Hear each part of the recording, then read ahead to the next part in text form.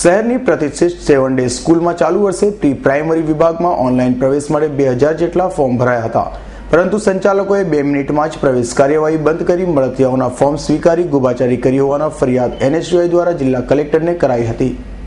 વીર નર્મદ યુનિવર્સિટીના સેનેટ સભ્ય અને NSUIના પ્રભારી ભાવેશ રબારીની આગેવાની હેઠળ ભાવેશ સાકરિયા, રાજુ રબારી, ધવલ રાધવાણી અને મિતુલ દેસાઈ તેમજ અન્ય કાર્યકરો જિલ્લા કલેક્ટરને રજૂઆત કરતા કહ્યું હતું કે 7th સ્કૂલના પ્રાઇમરી વિભાગના પ્રવેશમાં ગોબાચાર થઈ રહ્યો છે.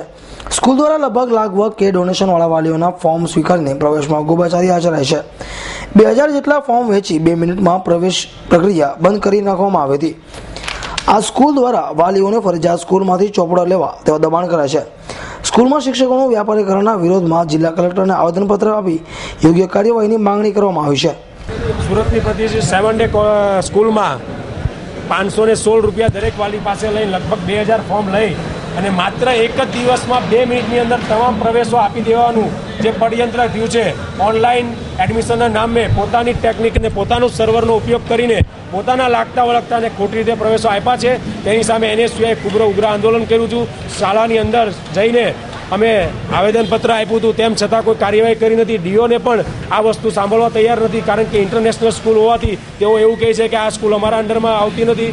આ શાળામાં અનેક કૌભાંડો બગડ્યા છે. આ ઉપરાંત શહેરની તમામ સ્કૂલોની અંદર હાલમાં જુનિયર KG અને પ્રવેશના નામે ડોનેશન લઈ અને ખુલ્લેઆમ વેપાર થઈ રહ્યો છે. ત્યારે અમે કલેક્ટરને આજે રજૂઆત કરવા આવ્યા છે, વાલીઓ અને NSUI સાથે મળીને, અને કલેક્ટર આ અંગે ચોક્કસ કોઈ અમને બાંયધરી આપે કે આવા કોલેજો સામે કે સ્કૂલો સામે સખત પગલાં લેવામાં આવશે, અને જો આ અંગે ચોખ્ખો ઉકેલ નહીં આવે તો અમે હાઈકોર્ટની અંદર પણ પિટિશન કરવાની તૈયારી બતાવીએ છીએ.